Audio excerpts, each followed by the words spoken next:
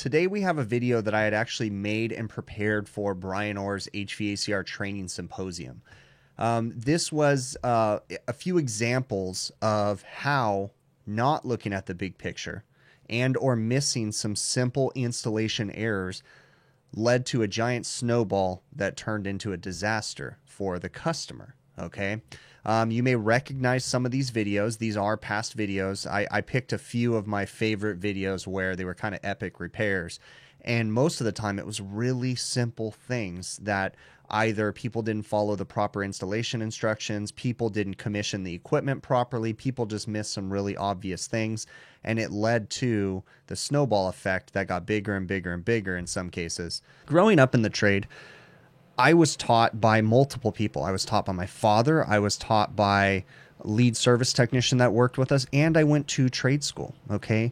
In no way do I expect my YouTube videos to be a sole training aid for any one service technician out there, okay? I'm a firm believer in a regular education, okay? I'm a firm believer in a student learning from a trade school, but I think there could be some benefit similar to my experience where I learned from my father, from the senior mechanic, and school at the same time.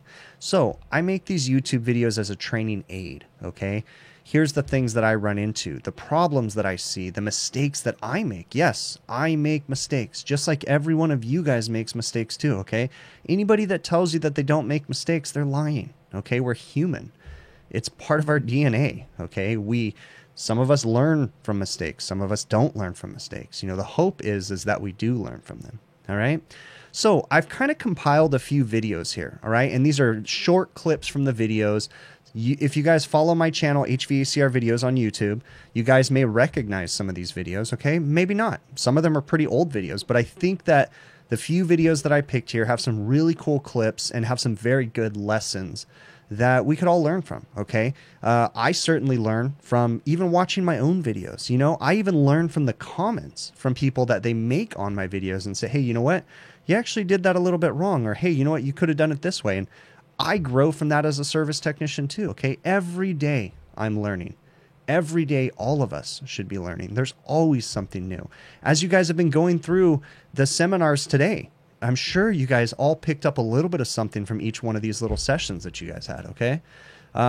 Unfortunately, I'm not able to be there in person this year. I was in person last year, and it was an awesome event. I could only imagine that you guys are having a great time, and I know you guys still have another 2 days of stuff to go through, okay? And that's awesome. I'm envious of all you guys for being there. Right now, I'm currently stuck in California. I got a small business and it's kind of crazy right now, and it's just not a good time for me to get away from work, okay? So let's go ahead and get on with the first two videos right now, okay? The thing that I want to reiterate throughout this whole presentation I'm doing right now is let's take a step back and look at the big picture, okay? It's really easy for myself, other people, other companies, other service technicians to make the simplest of mistakes. We all make them, right? But if you don't catch those mistakes, they can just start to snowball and get bigger and bigger and bigger. And if a service company is sending another service tech out to fix someone else's mistake and that service tech isn't competent, then maybe they're going to create a mistake and it's just going to start to compound and get worse and worse. All right, this next video that I'm going to show you is going to be a great example of that, okay? This is a video where I went out for one of my really good customers to a location that I do not normally service, that to this day I do not service, okay? This video was from about 1.5 years ago. I was doing my customer a favor by helping him out with a problematic walk-in freezer that they were having issues with, okay? I went out there as a second opinion. The previous company had been there multiple times, and the customer just said that they weren't figuring it out, okay? So let's get on with the video and we'll talk about it after. I'm on a walk-in freezer right now, and I'm not kidding with you. The customer says that the previous company has had nothing but problems since they installed the equipment. Continuously have had to come back, and she's trying to get me documentation to help me to understand exactly what it is that they've done. So I walked up to it right now. This is a QRC system, the quick response controller in the left right there. There's currently no power to the QRC. I need to kind of figure it out from there. I have not got my meter out yet, but I noticed there's a bunch of ice over here, but this is what's concerning to me. They've got SO cords or SJ cords. Oh, I think that's the main power, I think. Okay, I was tripping out thinking, what are they doing here? Huh, this is interesting. Yeah, so it looks like we got a switch on the back wall. I haven't flipped anything yet. This panel was literally laying right here. So when it comes to me being a second opinion, you kind of gotta undo what other people have done. You've kind of got to look really, really hard at the big picture to try to unravel what it is that potentially they might have made a mistake on, so that way you can then find the actual problem. So the coil looks to be frozen up back there. Definitely, there's a bunch of ice back in this side. There's ice all in here. I need to open that up and see what's going on in there. So I've got an SJ cord or SO cord, and they're only using the black. And then they've got another one, and they're only using the black. What the heck is up? So just doing a visual inspection. Fan blade spin. Compressor's warm. It's not hot. There's a defrost clock, which there shouldn't be, but they don't have any defrost in it, so it's not being used. I will eliminate that from the picture. Looks like they eliminated the time delay too, which is good because you shouldn't have a time delay on a QRC or a Intelligent unit. All right, I wish I could show you guys the invoices that I just read. Holy moly for this customer. Again, I don't want to knock the other company, but I realized that there was some problems, and I went up on the roof and I realized that I saw that voltage was, it looked like it was coming from on the roof. Well, in fact, it's actually not. But when they first installed the equipment, yes, they were powering it from the roof. They did have that defrost clock in the system, and that was some of the original problems that they had. I've been reading through their invoices, and it's funny too because the customer was charged for all that, which is a trip because they made an installation error. I don't like to talk crap. All right, but anyways, so reading some of that stuff, again, I haven't even gone through anything yet. I found like one of the last invoices that said they finally got a hold of Heatcraft Tech Support, and it looked like they'd been talking to a bunch of different people at Heatcraft Tech Support, and someone finally figured out that the evaporator did not have its own dedicated power supply, and they powered it dedicated. Okay, so we are powered, and you notice that we're in the tripped position right now, so that's why my evaporator's not running and I have three-phase on the roof. So what we're going to do at this point is go ahead and power this down, and we're going to defrost that coil, and then try to see if we can find some sort of an electrical short or see what's going on. Maybe the ice pulled the wire nut off, who knows. All right, so we got a lot of ice in this thing. And it's very interesting how there's more ice on the left and more ice on the right than there is in the middle. But it's also interesting how there's a ton of ice in the drain pan on the left and a ton of ice in the drain pan on the right. One thing I've seen before is people not doing the drain right. It kind of looks like it. See how there's like a pitch going up? And if there's too much stress, the drain pan can actually get pushed up. Okay, well, we need to de-ice it first. So we're gonna get this de-iced. Remember, we've got power off, so I'm gonna pull the motors out. We gotta be careful because things are gonna get wet, but it kind of sucks, but we'll get this all. Oh, and look at, we got different motors too. Evaporator. This is not a factory motor. Yeah, it is. They've changed one of these before. So that's a Macmillan motor. That's interesting. That's not right. Something's funky about that. So I walked into their beer walk-in because I'm trying to trace out where the drain is going. And it's actually keyed into the beer walk-in right there. Then it runs over, keys into the walk-in cooler right over here between those wine bottles, and then goes down to the drain, and it's barely draining. See, I've got a full drain pan, and that's all I'm getting out of that drain. So we've got a plugged up drain too. All right, I noticed that if I grab this and pull down on it, it seems like it drains faster. And my theory is that this is binding and pushing up on the drain pan. Because when I pull down on it, it seems to drain. So yeah, it's what I think it is. First off, this, it's kind of hard to tell on camera, but this is going up when it's leaving, right? And what happened was when they had a pre-existing coil, I know what they did because I've had my employees do this before too, and you know, it took me a minute to figure it out, but they didn't line up the drain line. You need to, when you're doing one of these coils, you really need to line up that drain line 100%, okay? And it's actually not that bad. Maybe they're trying to do something with a 45, but also the other problem is that the drain line's coming up at a weird angle, so it's awkward at that, okay? But if you look, I don't know if you guys are gonna be able to see this, but when I pull down on this, there's a lot of flex. Like, this drain pan should not be being pushed up. See, it's being pushed up. Like, it's pulling down. And when I pull down on it, it drains. And all the water drains out. But without it, the middle is high and the sides are low. Which would make sense, again, I'm guessing right now, as to why there's so much ice on the left and so much ice on the right, because the middle of the pan is being pushed up. So any drain or any condensation during defrost goes to the left and to the right until it gets high enough to go down the drain. Also, you can tell from the backs in here that this thing has been iced up a million times. And that's also reflected in all the previous invoices that I read, is that they've iced this thing up so many times. It almost looks like, I think this is the original motor, and I think these two have been replaced, the left and the right, which would, again, make sense. So, all right, well, I need to finish defrosting, but I'm trying to figure out how to make this drain faster. I don't have a union with me right now, but I kind of want to pop this and just let it drain into a bucket temporarily. I ended up finding a union, but this is what I'm talking about. I broke it free, and all I did was just pull down just a little bit. There was no water draining before, and now look at all that water. Now, I need to get that because I don't want water draining on the floor, but that's what's going on. That drain is messed up. All right, I ended up finding a union, so I'm gonna put a water hose on this temporarily and drain it out to the floor sink and then finish de-icing it. Look at how silly this is. I literally made a chingus. I found all the pieces so I could drain, because I'll worry about fixing that in a little while, but the biggest thing is I wanna get this defrosted so I can figure out where the electrical short is.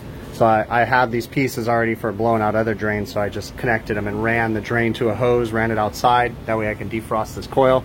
Before, I couldn't put any water in the drain pan for more than, 5-second bursts. Now it's instantly draining out, and we're not even plugging up at all. So we'll get this defrosted really quick.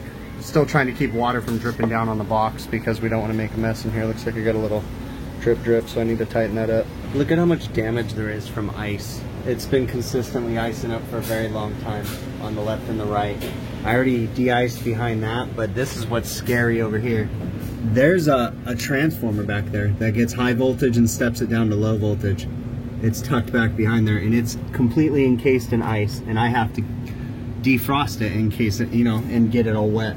Well, I went to go unplug this ECM motor, and the wire just came off in my hand. Well, that's no good, because it goes up into the motor, and it's no bueno. My equipment is running. I ran into a lot of problems. I did a major repair on the drain line.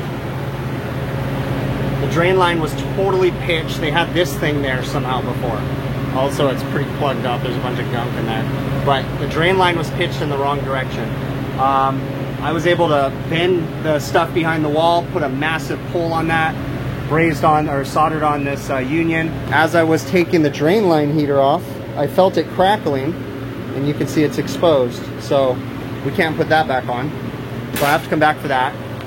And we had a broken fan bracket and a bad fan motor right here. Totally broken, shorted. You can see it's burnt, and that went up into the motor. So I went ahead and replaced that. There's still a lot more to come on this. I'm not done.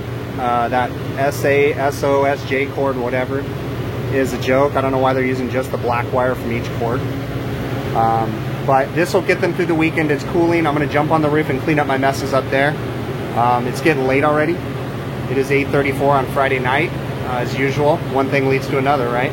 All right, we are back, and we're going to finish this guy up. So the drain pan was iced up like I thought it was going to be, and it actually blew apart because it froze and expanded the copper without the drain line heater. Even with the pitch that we had, it still blew it apart.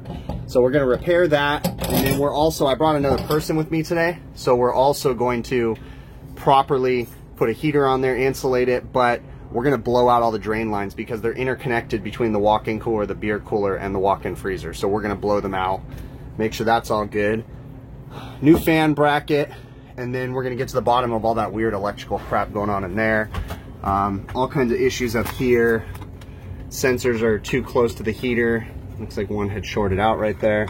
I ended up going to the other side, pulling it out of the T because they're using a shark bite fitting over there, sliding it in, making it one solid piece coming up. No leaks. We blew out the drain, so now we're gonna wrap the drain line heater. So I had a 6-foot drain heater. It's way too big, but it's perfect size, so I didn't have to use the cut to fit stuff. So I can promise that drain's not gonna ice up. That's way over wrapped, but that's fine. We got a nice piece of insulation, and then we're gonna run it on over properly.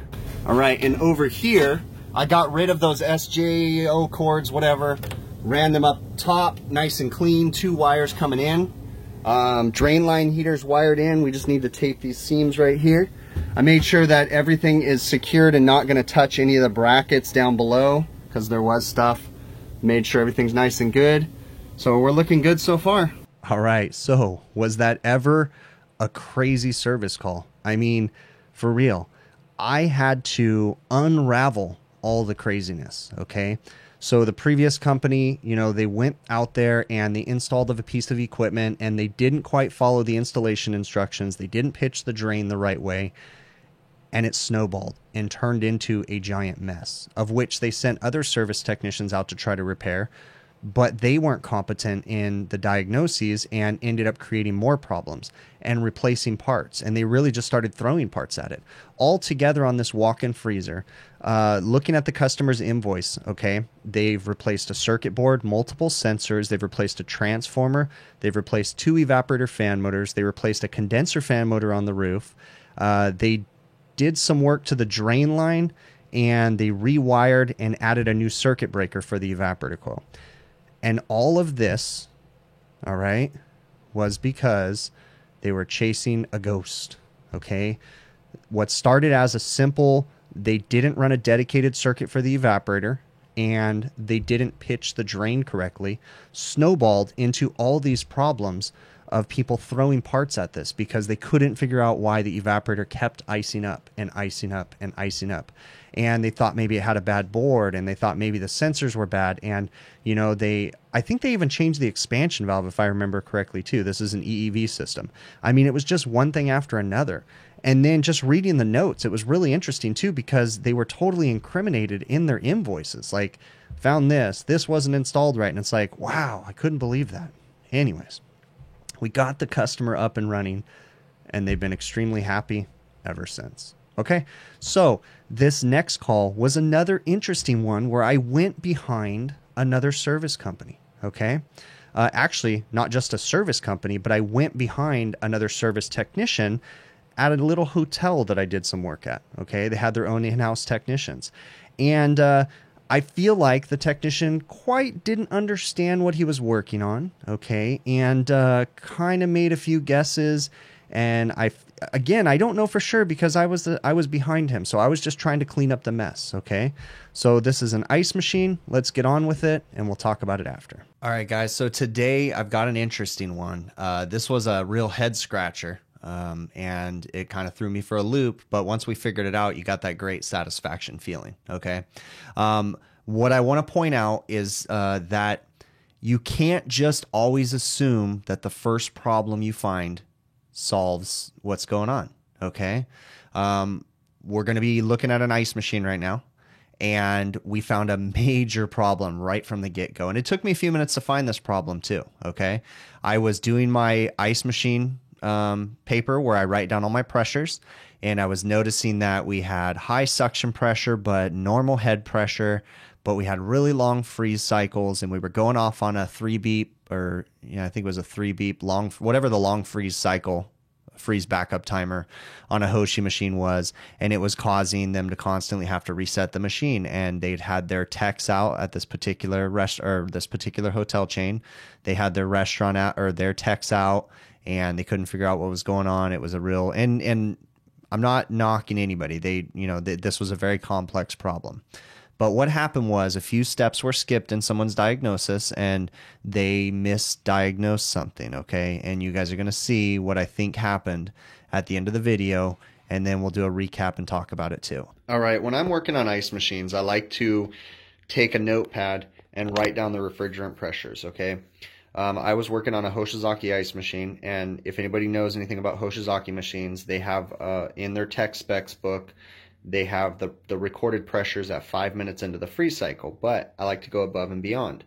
It does a couple different things, but it helps me to observe the machine while it's operating and start to see trends and notice things that are happening. So anybody that's paying attention to this sheet right now, they may be able to understand some of our scribble, but this machine obviously has a really long freeze cycle. Okay, so what I do is I start with the 2-minute mark, 4-minute mark, and every 2 minutes except for I note the 5-minute mark when I'm working on a Hoshi. Okay, so Hoshizaki ice machines, just depending on how warm it is and stuff, you're going to be like 28, 29-minute freeze cycle, and then, you know, short harvest cycle in there too.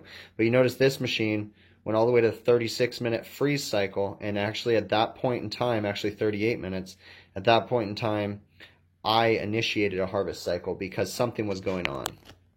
All right, so I'm going to show you guys on the video right now what happened, but I want you guys to see and understand how these books work too, okay? So you got to pay attention inside the books. The machine that I was working on was a water-cooled machine. So what I do is I keep my notes for myself to review, okay? Model and serial number, and then I have 70-degree water for condenser and for water inlet valve, okay? Because this is a water-cooled coaxial condenser. So the condenser inlet was 70 degrees when I started, and the water inlet for the machine that actually, you know, the consumable water was 70 degrees also, okay? So pay attention in your book. You know, it has all the information you need. Water-cooled head pressure controls, and it tells you all KM models. The temperature range should be 104 to 115 degrees. Should have about 270 psig water or refrigerant pressures, okay? So that's the temperature range coming out, the water coming out of the valve, okay? And then also, I put little notes right here. We'll go ahead and scroll back to the data information. You find your model number right here. Excuse my crude little bookmarks. Find your model number. So 70 degrees ambient temp. And then you find your water. So we're doing a water-cooled machine. And you go down, and I'm looking for refrigerant pressures, and then it asks you what the water inlet temp is for the consumable water, and that was 70 degrees. So my head pressure should have been about 271, and my suction pressure should have been about 52 psi, okay? So let's look at my 5-minute mark. We were at 69 and 261. Something's going on there, right? So I'm going to go ahead and pan on over to the video, and you guys will see what actually happened. And mind you too, I'm monitoring, because this is water cooled, I had my temperature clamps, and I was looking at inlet and outlet on the condenser. So notice we had about 72, 73 degrees the entire time we were making ice inlet. And then notice your outlet temperature pretty much maintained 100, 103 degrees outlet, okay? Now, once I found the problem, those numbers changed, and you guys will see all of that. So we're working on a water-cooled Hoshizaki today, and we just kind of ran across an interesting problem in that this is my outlet, and I've got water coming into it. I've got a cold outlet and a hot inlet. We've got lines switched is what it looks like. So I've got 100 degree, and see your water valves going out, and that should be our hot line, and they're feeding the wrong direction, I believe. But what's interesting is when did this start happening? They may have just installed this machine here. We're at a hotel, so they have their own people. Okay, so I switched my manifold because what I did was I went ahead and recovered the charge out of this unit. It was screaming. I could tell other people had been working on it. So first off, to recap, we found that the water lines were switched, the inlet and the outlet on the water-cooled system, okay? So they had cold water going into the valve, which hot water should be coming out, basically. It's a water-cooled coaxial condenser. And my pressures were out of whack. It just didn't seem right to me, and I kind of feel like they have their own maintenance people and they've been playing with it, so I went ahead and recovered the charge and found that it was undercharged. So vacuumed it down, put in the factory charge, and now we're running 77 over 254. We're about 7 minutes in, and the head of my compressor is ice cold. So we've got a bad expansion valve, it's overfeeding. And the previous tech probably let some gas out to try to compensate for it. So, and the head pressure was on point because the water regulating valve was regulating it, bringing the head pressure up to where it should be. But then we had a weird back pressure, so yeah, so we weighed in the charge. It's got a bad expansion valve. We're gonna go ahead and order it, let them know what's up, and then we'll come back out. But on these things, you can't just assume, you know, you run into all kinds of weird stuff. And the other thing too, like there was a wire that was just dangling in here. I put a wire net on it. I could tell people have been working on this. I was called out for that ice machine, and I really didn't know much about it. All that they told me was they've had a couple of their own service techs look at it, and nobody really knew what was going on. So again, I had to unravel what they did. All right. So just investigating, monitoring the system and how it worked. I had to look at everything, looking at the big picture, right? And I realized that they had switched the water inlet and outlet feeds for the water-cooled condenser. Okay, so that right alone can start a problem. But I don't think that was the initial problem. Again, I'm just kind of making an educated guess. I feel like the initial problem was a failed expansion valve on this system, okay? A simple failed expansion valve, but I feel like the service technician that was out before me just couldn't quite diagnose the failed expansion valve and was kind of reaching for a few things, okay? I feel like maybe he let some refrigerant out of the system thinking that it was overcharged, and I feel like maybe he switched the water lines not understanding how a water-cooled condenser works, okay? The water inlet and the water outlet on the water-cooled condenser is very important, okay? You got to make sure you get those right. So once we got the water lines fixed, we couldn't just stop there, okay? Because we don't just stop at the first symptom. If you're looking for a leak on a system, when you find a leak, you don't just stop there. You continue to leak check because maybe there's multiple leaks, okay? Same thing. Maybe there's multiple problems like there was in this video, okay? So I fixed the water lines, but then once I did that, I watched the machine and it felt like it might have been a little low on refrigerant. Went ahead and recovered the charge and weighed in the factory charge, which on one of these little critically charged ice machines, that's very important. Manufacturers all tell you that. If you're concerned about the charge, recover it and, weigh in the factory charge, okay? So that's what I did. And once I did that, I was able to diagnose that the system had a failed expansion valve. The expansion valve was flooding back to the compressor, causing all kinds of issues, causing a long freeze cycle. So, again, taking an educated guess after I unraveled everything, I believe that was the initial problem, and I just believe that the service technician that came before me, there's nothing wrong with the fact that he couldn't fix it. It's just I don't think he was very familiar with how these ice machines work, and he just wasn't quite able to diagnose it, okay? I want to make it clear with these examples that I'm showing you guys is I'm not trying to gloat, I'm not trying to brag or anything like that, okay? I'm just trying to show you guys that you got to step back and look at the big picture when you're making these diagnoses, okay? When you're doing an installation, you got to understand the sequence of operation, okay? You got to understand and or read the installation manual so you know how things are supposed to be installed, okay? Even when you're doing service on equipment, grab the installation manual, give it a read, figure it out. That will help you to diagnose, okay? All right, this next call that we're going to talk about is another one where taking a step back and look at the big picture, okay? The customer was complaining about a walk-in cooler that kept icing up over and over and over again, okay? And they had multiple people come out and look at it, and it just kept icing up, and they threw all kinds of stuff at it. Now, first, right off the bat, I'm going to tell you that this evaporator for this walk-in cooler is extremely deteriorated, and it is in horrible shape. And right off the bat, right when I walked up to it, I said, this equipment needs to be replaced. It's done. It's lost its efficiency, okay? You guys will see in the video, okay? It's just completely destroyed. But looking at everything, I told the customer right off the bat, hey, it needs to be replaced, but I'm going to do what I can to get it operational, okay? I'm going to go ahead and get onto the video with you guys, and then we'll talk about it after. This is the walk-in cooler. I've got someone cleaning the evaporator right now and defrosting it. You can see we've already cleaned majority of it, and it's pretty plugged up. This is years of neglect, people not maintaining it. Not blaming it on the previous company. You can see it's nice and iced up too. But I'm also looking at some invoices from the previous company, and they just worked on this about 3 months ago, and they were making expansion valve adjustments. Well, expansion valve adjustments are useless when your coil is plugged. Okay, and to make matters even worse, the more I look at it, they just got the blades on backwards. Every motor. Look at it. This is the blade. If it spins this way, it's a reverse airflow. It sucks the air up, blows it out the coil. No wonder this damn thing is iced up. These idiots put the blades on backwards. Look at... So it's spinning that direction, and if I put that on, it scoops the air and blows it up. Okay, we got the blades reversed. I want to change the blades because they're all in horrible shape and there's cracks, but again, I'm only giving them so much of my time today, so they're only going to get so much. But see, now it's going the right direction.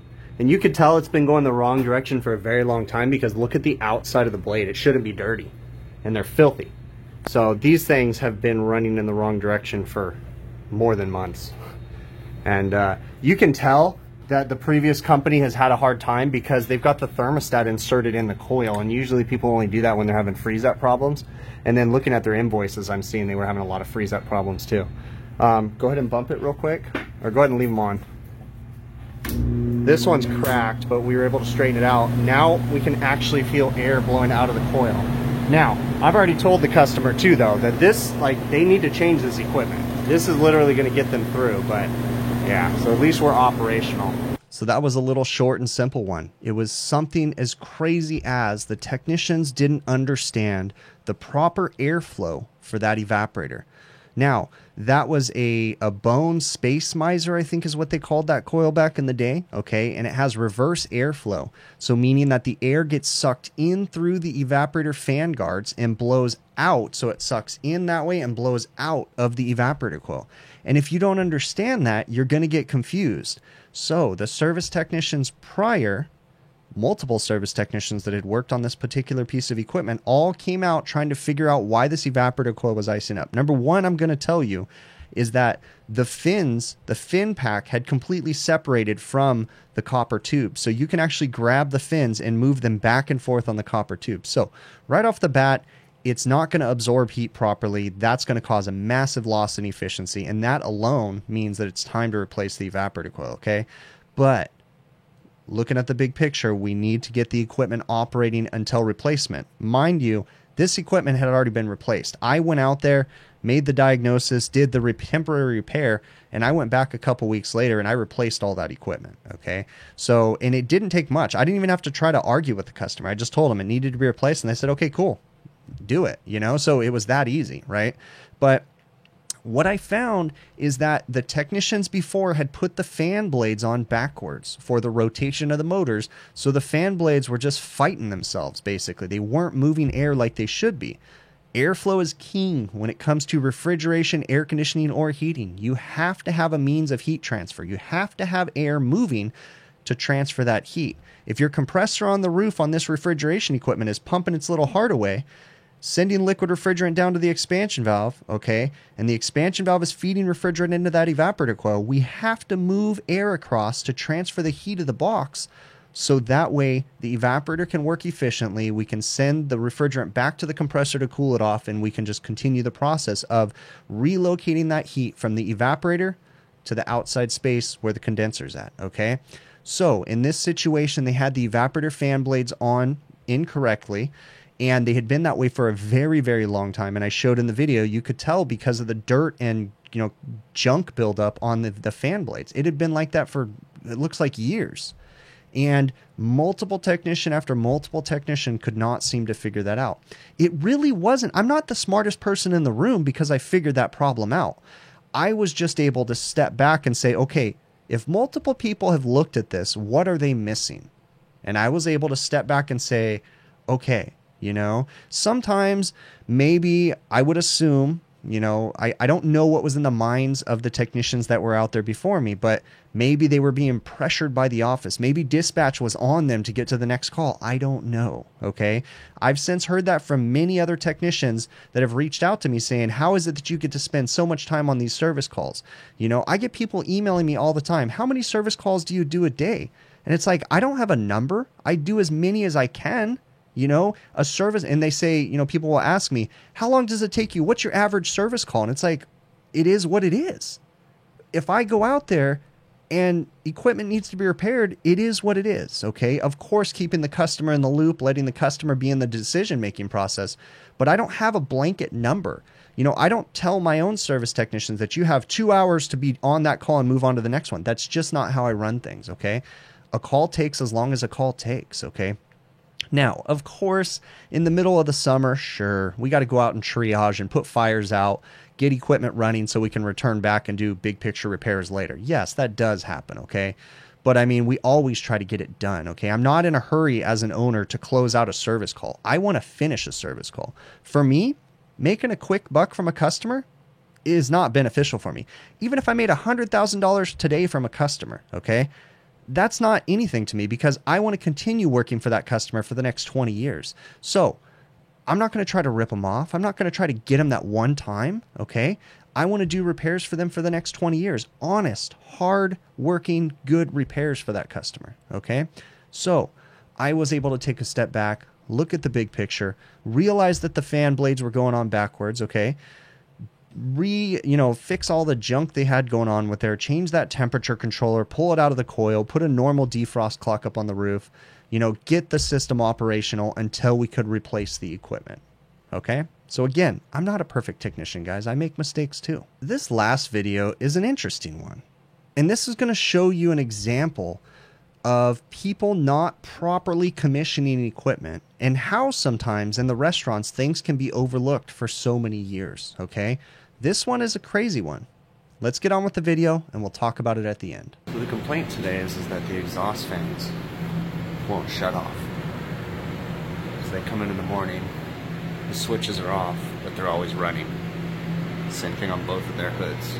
So we don't want to mess with the fire suppression system, but up here in the right is our hood control panel, and these power switches right here should be connected into there somewhere. Alright, so what we have here is a captive air hood control panel. Okay, this is located in the side of an exhaust hood. The complaint is that the exhaust fans are never shutting off. You turn off the power switch and they continue to run. Okay, this particular system has, in a nutshell, let's call them a temperature controlling device. So we're reading duct temperature of 71 degrees and temperature controller set point of 85. And what they do is, if the temperature ever gets above 85, regardless of whether the hood switch is on, it turns the exhaust fans on. But you notice on this temperature controlling device, it says LLL. Well, that's because it's not reading a temperature, so it's defaulting to run the exhaust fans. But if we go down here, you can see right here is our thermostat wire. It's an 3 conductor, 18 gauge thermostat wire. And if we carefully move this, there's not one hooked up to the right one. And I actually traced out the sensors in the exhaust ducts, and there's never been one hooked up to this. So these exhaust fans have been running 24/7 for 8 years. Go figure. This is the stuff we run into. Someone never properly commissioned this building and started this system up correctly. So what we need to do now, before I go and run a thermostat wire over to my other hood to get us our control voltage or our control sensor wires, I got to test the sensors because I don't want to go through all that work to find out that we have bad sensors also. So I talked to the manufacturer and they basically told me what the ohm value should be at said temperature, so I'm going to test that now. The problem is getting to these sensors because they're very difficult to get to, so that's where we're at this point. Everything else inside here, this is just a typical motor starter cabinet. These are overload protected contactors essentially. We call them motor starters, or they used to be called mag starters, but these are just motor starters. And what they do is they have a current sensing device on the bottom of it. You've got 3-phase power coming in the top, and then it comes out the bottom when the contactor pulls in. Well, after that contactor pulls in, this overload sensing device right here monitors the amperage, and if the amperage gets within, a certain gets to the set point, basically, it'll potentially shut off the motor before the motor burns up. That's the theory, at least. I mean, they're there basically to protect the motor. Motor protector, you could call them too, I guess. So basically all those motor starters are being told to turn on by these temperature controlling devices, and they shouldn't be. So currently at this time I have all their exhaust fans shut off and all my exhaust fans are still running. So this is on the top side of my exhaust hoods. Let's come in here. That rod right there. temperature control, my temperature sensor. Sorry about the exhaust noise, but that's the sensor, and the problem is that it's on the top of this hood, and it's a nightmare to get to. My dilemma is that's my exhaust system. I gotta get up above the drop ceiling, down on top of the hoods, because the hood ceiling is right there. That's all just metal cladding around the hood, so it's like a nightmare to get up there. So I made it up on top of the hood, and this is the one. There should be thermostat wire coming into this, because this should be my hookup, and there's nothing there. So we're gonna open that up and test the existing sensor. The sensor's a really pain in the butt to change, so we're gonna see if it's good, or we may just have to order a sensor too. Just like I thought, it's never been hooked up since day one. So we're gonna strip it back and test it. I need to start carrying a Leatherman. I got all the way up here and these wires weren't stripped, and all I had was my pocket knife. If I had a Leatherman, it sure would be nice on me. I forgot to bring up wire strippers because I didn't know these wires wouldn't be, you know, stripped at all. So this is just a thermostat wire, so I'm gonna secure it carefully with zip ties, and I'm just running it. I'm using my fish stick, pushing it over, and then basically just gonna come down into here. That's my control box down there. I'll pop a hole in that, and then we'll run this comm wire and get this thing wired up. The sensor's tested out okay, so some are probably gonna criticize me for this, but what I'm doing is I'm just tying to the hanger strap for the drop ceiling. But the way I'm doing it is I'm tying a zip tie to a zip tie, and I don't know if you guys can see that, and that's that way so that the wire doesn't touch the metal and it doesn't rub against the metal. Can you understand what I'm doing there? And it's never gonna be super tight, so that way you have a little bit of free movement in case you need to pull anything. Work on it again.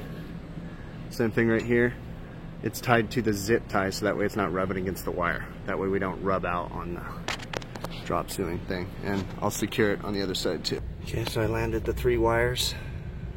Gonna put the covers back on and clean up my mess, take the extra wire down and all that good stuff. Stout wire right here. I have it ran all secured properly. Coming in here, tuck it over here, running in. There we go. We're landed on our thing, and now we're reading temperature. And the hood switch is off, and the hood switch is on. Sounds like I got a loose belt. That'll be another day.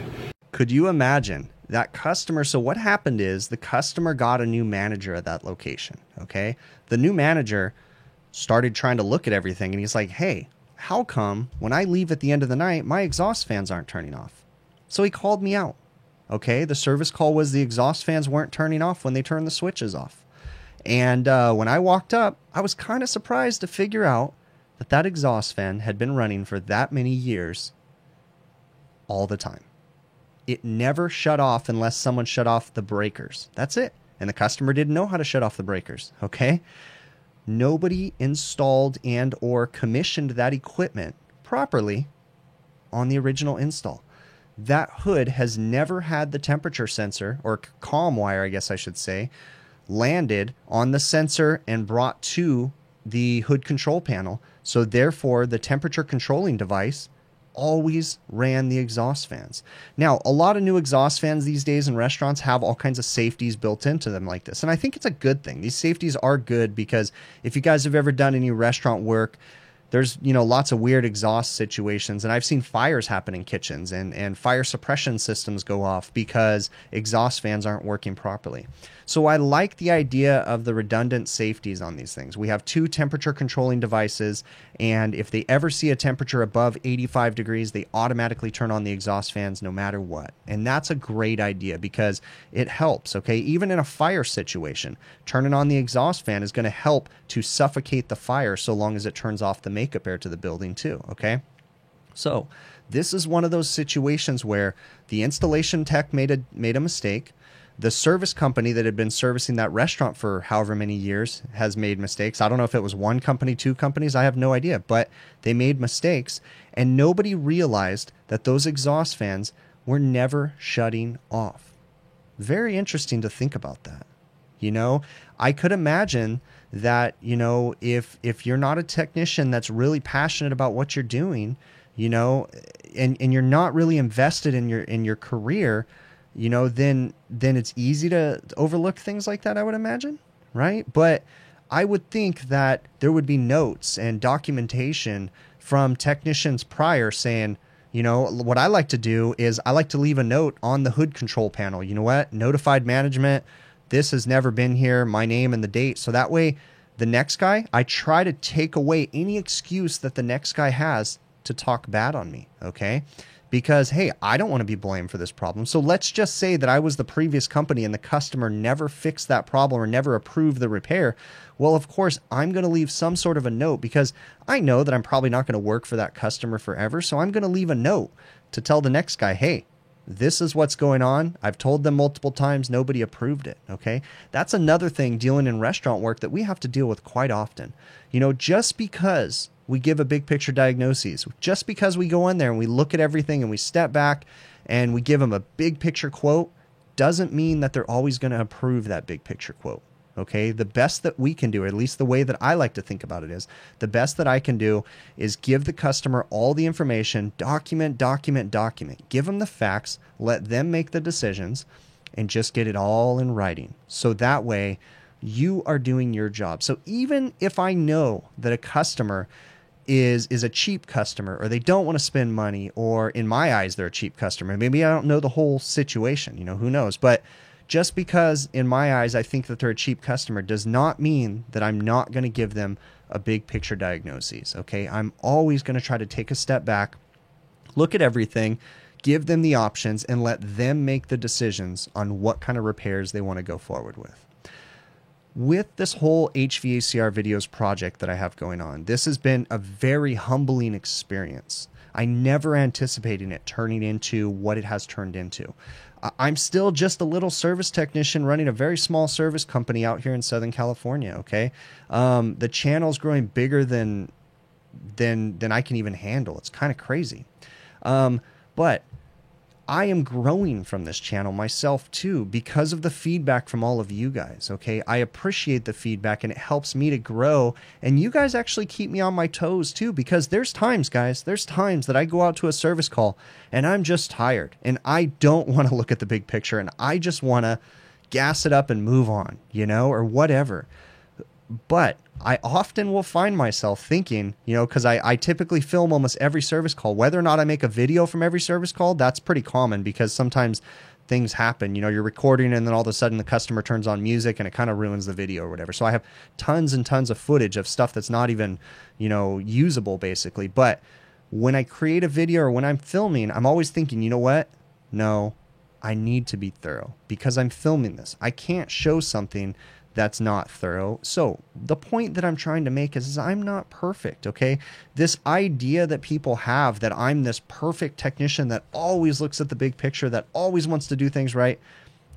I try to be a good technician. I try to, you know, always think about everything, but I'm human. I make mistakes. Sometimes I'm lazy. Sometimes I don't want to look at the big picture, but I try. Okay. And you guys help me to be that technician. So I want to say thank you to all of you guys.